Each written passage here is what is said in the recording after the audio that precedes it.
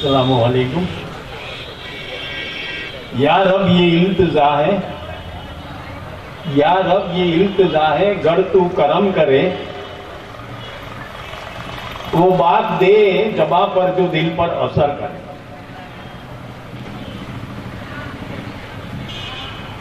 पता नहीं मुझे क्या से क्या करता है वो, पता नहीं मुझे क्या से क्या करता है वो, वह तो इज्जो मन दशा वह तो जिल्लो मन दशा। बंजर जमीन पर फूल की चादर बिछा देता है वो, बंजर जमीन पर फूल की चादर बिछा देता है वो, पत्थर को मोम और मोम को पत्थर बना देता है वो। वह तो इज्जो मंतसा वह तो जिल्लो मंतसा। बरसती आग में टहनियों से, बरसती आग में टहनियों से हरे पत्ते सजाता है वो। जहर है तो क्या हुआ, जहर को दवा बना देता है वो। सूरज में, चांद तारों में, जुगनू में, चिरागों में तेरा ही नूर है। बूंद को तू समंदर, बूंद को तू समंदर और एक अदने आदमी को कलंदर, तू क्या से क्या कर देता है। एवा अल्लाह ने आ घड़ीए लाख लाख हूँ शुक्र मानु छू। केम के 21 વર્ષની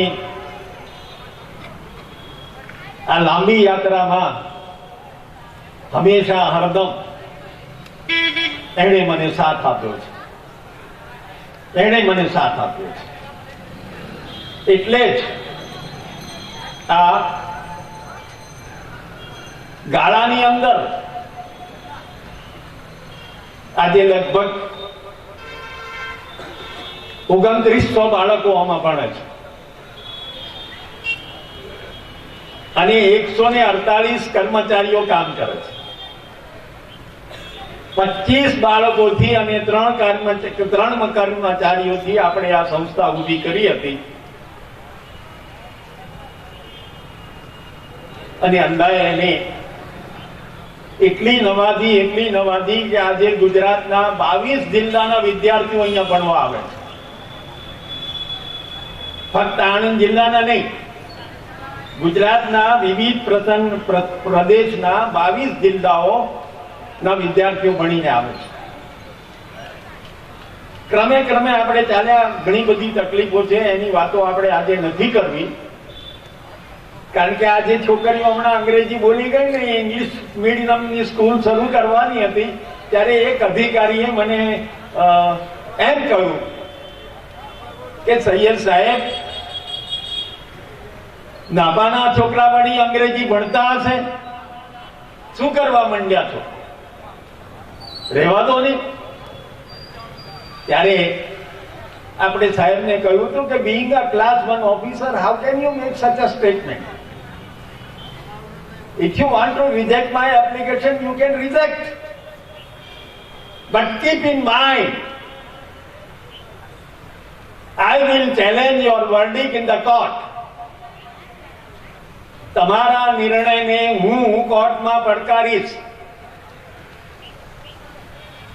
અને તમારે જે કંઈ મને રીઝન આપવું હોય આપો।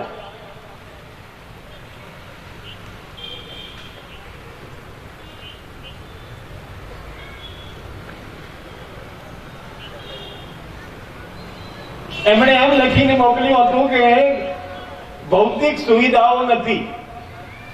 આપણે પૂછ્યું હતું કે ભૌતિક સુવિધાઓમાં શું આવે, મંજૂરી ના આપી।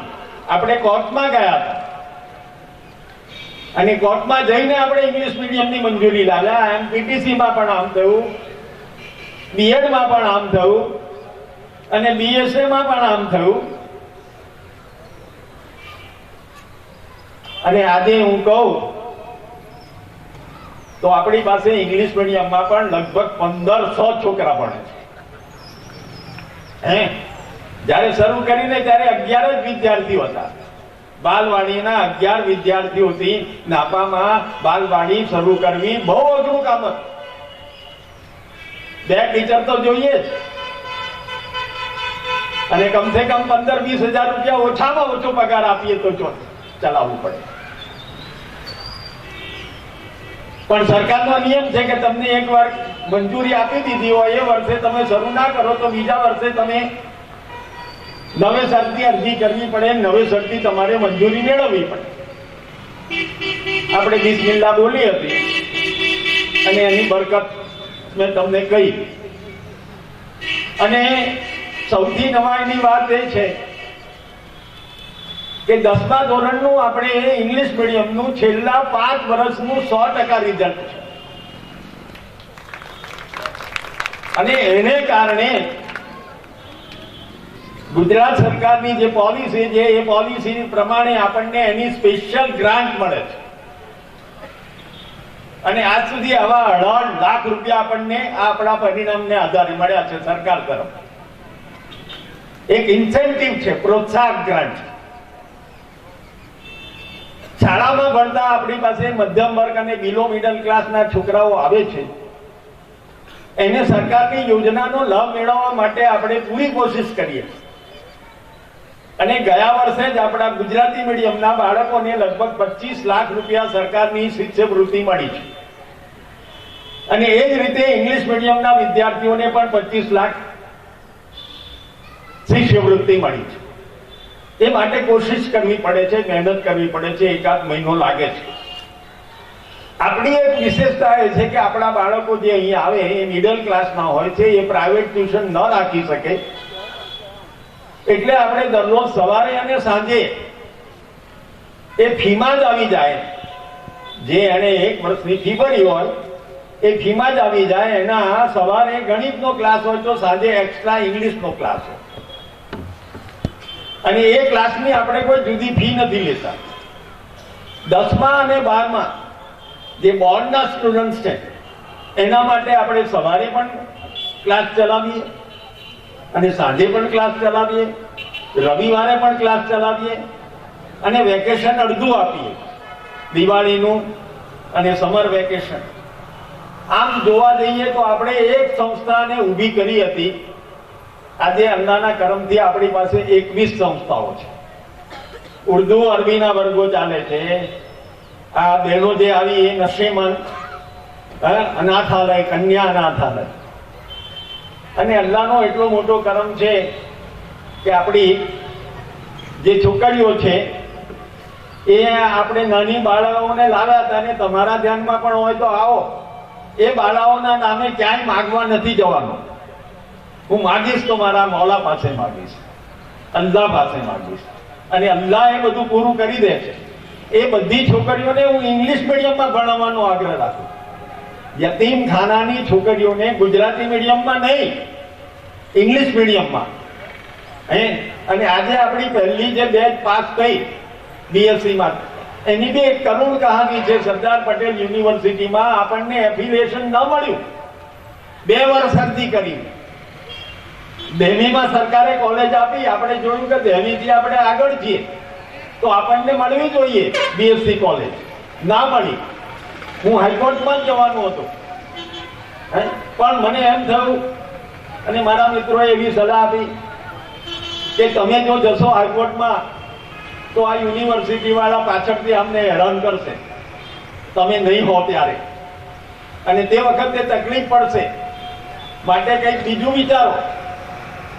સરદાર યુનિવર્સિટી 8 કિલોમીટર દૂર છે, એના બદલે 98 કિલોમીટર દૂર ગુજરાત યુનિવર્સિટીમાં આપણે જોડાણ લઈ લીધું.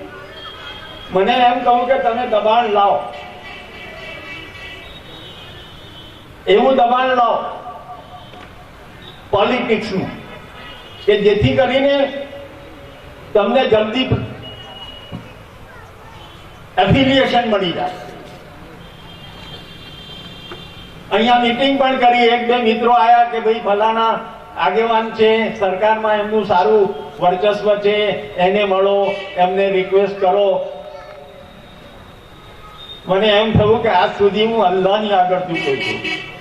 મેં માગ્યું, અલ્લાહ પાસે જ માગ્યું છે, અને અલ્લાહે મારા બધા કામો પોલિટિશિયનોના દબાણ વિના કર્યા છે. તો હું આ વખતે શા માટે જઉં? એટલે હું ના ગયો.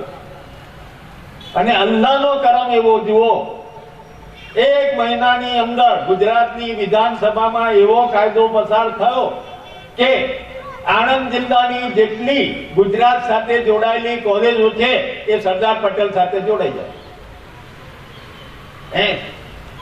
એ અલ્લાહનો બહુ મોટો કરમ કહીએ છીએ. અને એ રીતે આપણે કેજી થી માંડીને બીએસસી સુધીની અભ્યાસની સુવિધા કરી છે. પણ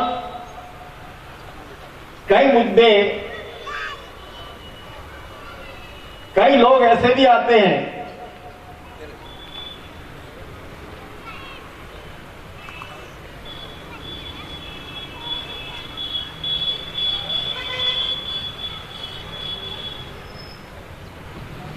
कि आ कॉलेज में तो बहु आम कड़काई है, स्कूल में कड़काई है, कॉलेज में बहु कड़काई है.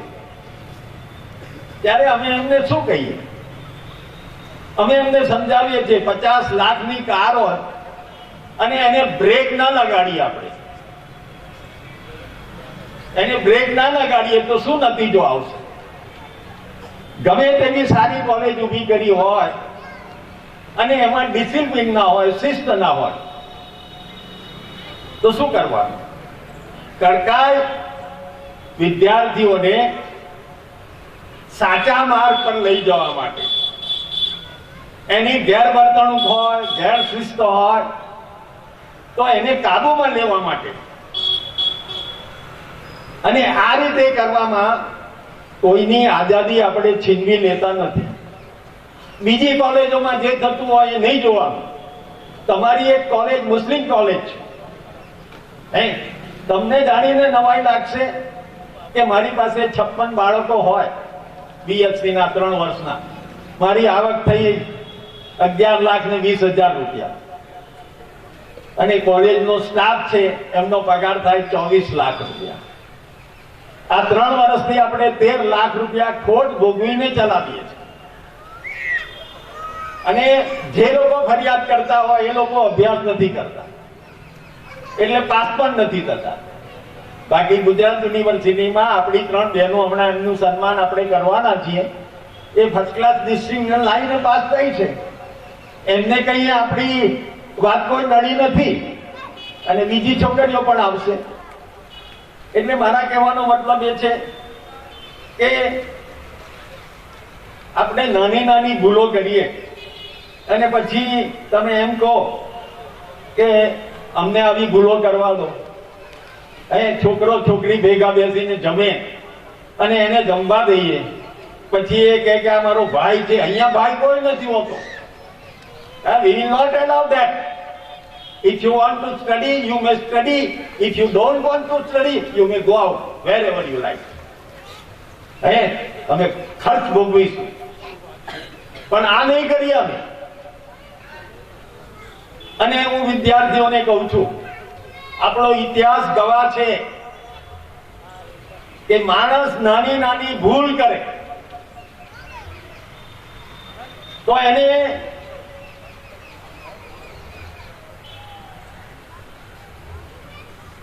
ભાઈ મહેમાનો બહારથી આવ્યા છે, એમને બી આપણે આગા પાછા થઈને બેસવાની વ્યવસ્થા કરજો.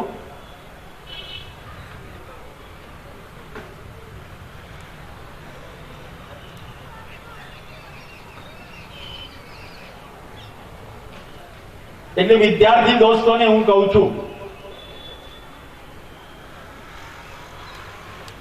આ इतिहास गवाह है। हमने तारीख के अवराक में वो दौर भी देखे हैं इतिहासना पानाओं पर, અને એ સમયને પણ જોયો છે। લમ્હોને ખતા કી એક નાની ભૂલ છે ને માણસને ક્યાં ને ક્યાં લઈ જાય છે। એનામાં બુદ્ધિ નથી, અક્કલ નથી એવું નથી, પરંતુ એ કેમ ફેલ થાય છે? They fail because lack of dedication, discipline, determination, बाकी कामयाबी की खूब मेहनत करते हैं उनको अवश्य मिलती है। हम मुसलमानों ने इल्म की दौलत को पहचानी नहीं। किताबें कहती हैं, हदीसें कहती हैं, हमारा मजहब कहता है कि सबसे बड़ी दौलत, हजरत अली करमल्लाह का भी वचन है, इन्होंने भी कहा है कि सबसे बड़ी दौलत है इल्म की दौलत है। आज हम देखते हैं कि सरकार भी कहती है कि भाई देहात क्यों नहीं है, ये विकास है, ये नहीं हो सकता। आज भी हमारे कई ऐसे मकान हैं जिनके पास संडास की, टॉयलेट की, बाथरूम की कोई व्यवस्था नहीं। विकास हो तो ज्यादा से ज्यादा बीमार मुसलमान तुमको हॉस्टल में मिलेंगे, हॉस्पिटल में, जेलों में किसकी तादाद है? ये सब है।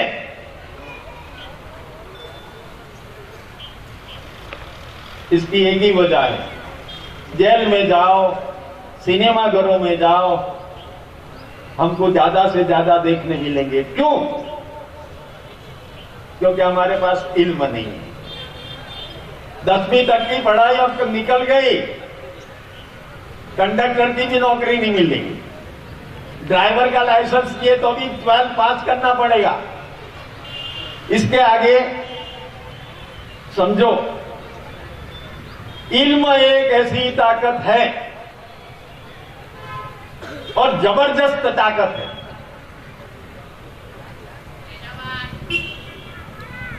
कि तुम किसी को भी काबू में रख सकते हो, किसी का भी काबू में लो। इजराइल का नाम तो आप जानते हो, बहुत सारे नोबेल प्राइज इजराइल ने जीते हैं। मुसलमानों के हिस्से में तो इतनी सारी तुम्हारी आबादी है, 100 करोड़ यहां के दुनिया में गिनो,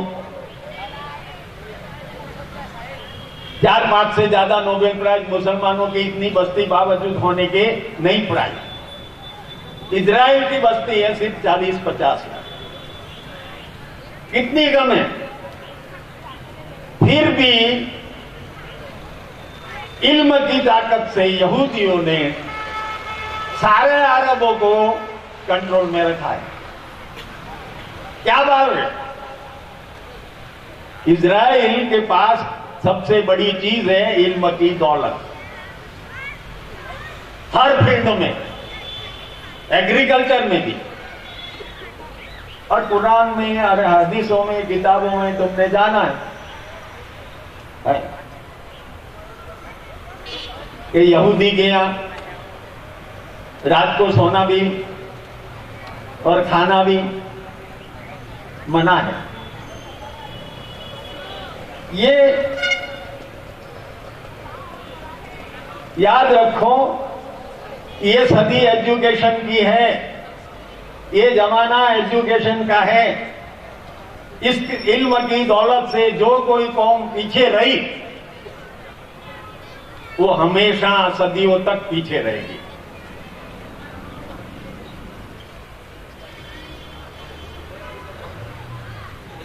मैंने, ये तो मेरे मौला का करम था कि मेरे दिल में अल्लाह ने ये बात डाली। मैं एक छोटे से देहात में टीचर की जॉब करता था, उसकी आबादी 3,500 से कम थी, पर वो लोगों ने इल्म के पीछे इतनी डोट लगाई कि वो 3,500 बस्ती में से 1,200 लड़के और लड़कियां यूके में है, यूएसए में है, कनाडा में है, पेरिस में है।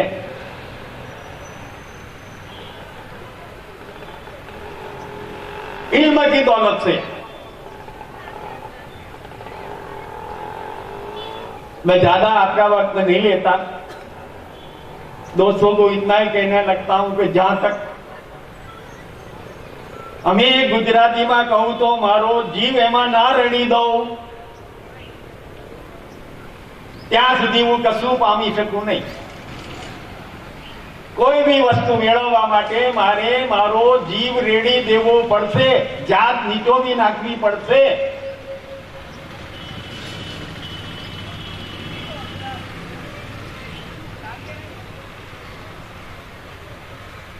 અને એ વગર તો આપણે કશું મેળવી શકવાના નથી. આપણો લક્ષ્ય એક જ હોવો જોઈએ અને એક લક્ષ્યમાં આપણે આગળ ને આગળ ચાલીશું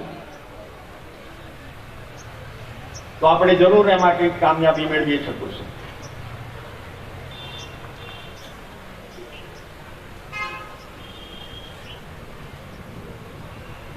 એટલે બીજી કોઈ બાબતમાં આપણે ધ્યાન નહીં રાખવાનું. આપણો અહીંયા તમે બહારથી આવ્યા છો, મેં આગળ કહ્યું તેમ 21 જિલ્લાના છોકરાઓ અહીંયા અભ્યાસ કરી રહ્યા છે.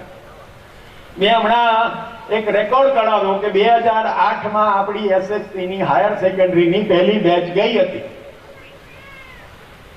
અમે 8 થી 13 સુધીના આંકડા જોયા તો એમાં 209 છોકરાઓ જુદી જુદી પદવીઓ મેળવી અને કામ કરી રહ્યા છે. ત્રણેક છોકરા છોકરીઓ MBBS, લગભગ 10 થી 12 BHMS, 2 છોકરા BAMS, કેટલાક બીફાર્મ થયા છે, કેટલાક એમફાર્મ થયા છે. હું મેડિકલ લાઈનની જ વાત કરું છું. 10 બહેનો આપણી BSc નર્સિંગ કરીને જોબ કરી રહી છે. 1-2 છોકરીઓ તો લેક્ચરર છે. આ મહેનત मैंने 12 से 14 घंटे मैं डूबा रहा इसके अंदर. ये नतीजे पाने के लिए, और हो सकता है मैं भी बशर हूं, आदमी हूं, मेरी भी गलती हो सकती है. मैं ऐसा नहीं दावा करूंगा कि भाई मैं गलती से पाक हूं और मेरी कोई गलती से संस्था को कोई नुकसान हुआ हो सकता है. इसलिए आज मैं इस पल पर बारगाह इलाही में खुलूस दिल से माफी का तलबगार हूं. इस इल्मी चमन को अल्लाह ताला हरा भरा रखे और तरक्की की दौड़ में अल्लाह इसे हमेशा आगे रखे. आमीन सुम्मा आमीन. ये मेरी दुआ है और आपसे भी मैं रिक्वेस्ट करता हूं कि संस्था की आन बान शान में हमेशा लगे रहने के बावजूद मेरे पर कोई दोष, कोई भूल दिखाए और आपने देखी हो तो मुझे माफी के काबिल गिनकर आपकी दिलेरी बताना और मुझे इसमें माफ करना, ऐसी उम्मीद रखता हूं. और परीक्षा में 10वीं 12वीं BSc की यूनिवर्सिटी परीक्षा में जाने वाले सभी बच्चों को तहे दिल से मैं दुआ करता हूं कि अल्लाह, देखो आगे हमारे पास रिकॉर्ड है, आप आओ कोई भी मर्तबा देख सकते हो. और हम दुआ करते हैं कि आप ज्यादा से ज्यादा अच्छी से अच्छी तरक्की पाओ. हमारा मकसद यही होता है और इसीलिए हमने आज 8-10 बच्चे अपने बुलाए. पर पिछली परीक्षा में जो कामयाब हुए थे, अभी सेट हुए, ऐसे बच्चों को भी अपने बुलाए. तो मैं आपका ज्यादा वक्त नहीं लेते, इतना कहता हूं कि तुम शाद रहो, आबाद रहो. अल्लाह तुम्हें कामयाबी करे. करीबन मेरे पास जो रिकॉर्ड आया है उसमें 59 बच्चे तो मेडिकल लाइन में BSc नर्सिंग तक, एमफार्म तक 59 बच्चे यहाँ से क्लियर हुए, इंजीनियरिंग में भी बहुत अच्छे हुए। पहली मर्तबा हमने, कई मर्तबा मुझे ऐसा कहा जाता है कि भाई गुजरात का बच्चा आउट स्टेट में नहीं चलेगा। अल्लाह कसम 2008 में पहली बैच जो पास हुई तो मैंने 22 बच्चे थे, इसमें 17 नापाके थे। 6 बच्चों को अपने सिलेक्ट करा और उनको बेंगलोर भेजा, साउथ इंडिया में, कि भाई इनका इंग्लिश तो इंप्रूव होना चाहिए। वो पहले दिन रेलवे स्टेशन के सामने चाय की लारी थी, वहां गए, वो टेबल साफ करने वाला बच्चा था, वो टेबल साफ करते करते पूछता है, sir tell me what can I do for you. तो हमारे बच्चे घबरा गए, अरे इंग्लिश में बोलता है पोता मारने वाला। कोई इनको जवाब नहीं दे सका, पर इनको हिम्मत हमने नहीं हारने दी कि तुमको रहना है। 4 बरस में डिग्री ना हो तो 5 बरस में करना, 6 बरस में करना। और वो सब बच्चे अच्छी तरह से पास हुए, वेल सेट है, यहाँ आज भी मौजूद हैं। आप इनसे भी मिल सकते हो, पूछ सकते हो। और आखिरी मैसेज तो मेरा ये है कि हम लोग नेक नियति से काम करते हैं तो अल्लाह इसकी मदद करता है और करता है। अस्सलाम।